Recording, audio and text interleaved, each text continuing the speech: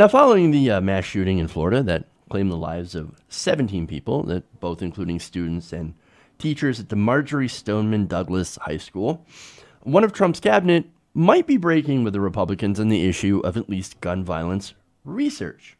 Now, interesting.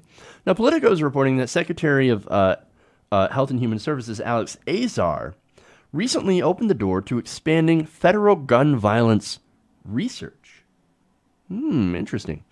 Now, they said that right now the CDC is unable to do research into gun violence. However, Azar told an Energy and Commerce subcommittee that a provision passed 2 decades ago limiting the CDC's work on gun violence only prevents it from taking an advocacy position, not from doing research. So that's interesting. So basically he's looking at a loophole. Like, well, I mean, it says we can't advocate, but that doesn't mean that we can't do research. Again, that's super interesting coming from Alex Azar, Donald Trump's pick.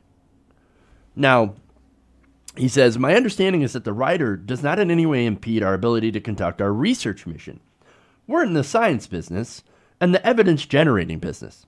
And so I will have our agency certainly working in this field as they do across the broad spectrum of disease control and prevention. He also says that we believe we've got a very important mission with our work with serious mental illness, as well as our ability to do research on the causes of violence and the causes behind the tragedies like this. So that is a priority for us. Now, of course, that writer that he references is in a 1996 amendment that prevented the CDC from collecting data to advocate for gun control. So they're talking about advocacy here, right? Now, what is advocacy when you kind of break it down? Well, it depends on who you ask. If you ask Republicans that are funded by the NRA, just pointing out statistical facts seems to be advocacy for gun control. If you point out that if you have more guns in your house, you are more likely to be killed by said gun or likely to kill your family members with that gun, they'll point that out and say, "What? You're advocating for gun control. How dare you? You're not allowed to do that." So this makes me wonder what kind of facts and research are they actually going to put out? Because again, we're talking about the Trump administration.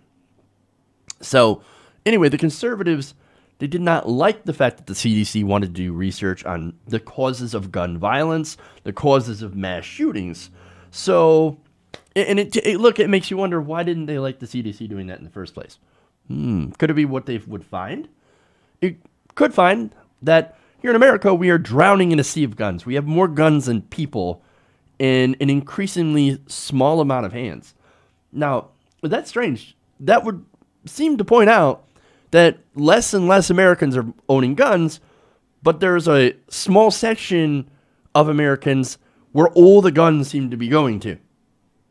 Weird. It's almost as if there are people that are, I don't know, prepping for an armed conflict with the government or police or things like that. Well, that can't possibly be happening, can it? I think we all know the answer to that one. But look, hey, any research could show that, no, it's not the fact that we're drowning in guns. In fact, we need more guns. We need to arm more people. I don't know. It could show that.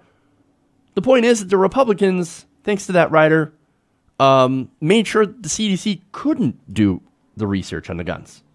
But here's Alex Azar saying, actually, no, that's not quite true. I actually do intend to look at the causes of gun violence. I'm hoping this is true. But the whole point is, why are conservatives so afraid of research? Like, we know, like, I already know the NRA's response to this. Hell no. Because whatever you come up with is going to advocate for gun control. Well, that would mean that the facts are not on your side, if that's the case. But again, look, this is the Trump administration, so I have to admit that I'm wary of anything that comes out of it. Because as I said before, Trump is a serial liar.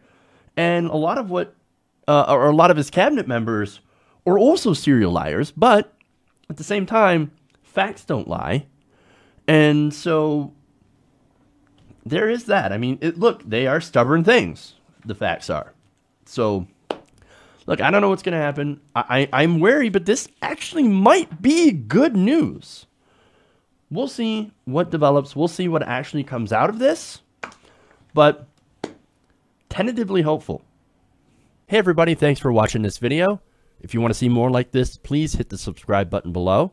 And if you want to support truly independent progressive media, please consider becoming a patron at patreon.com/TYTNation.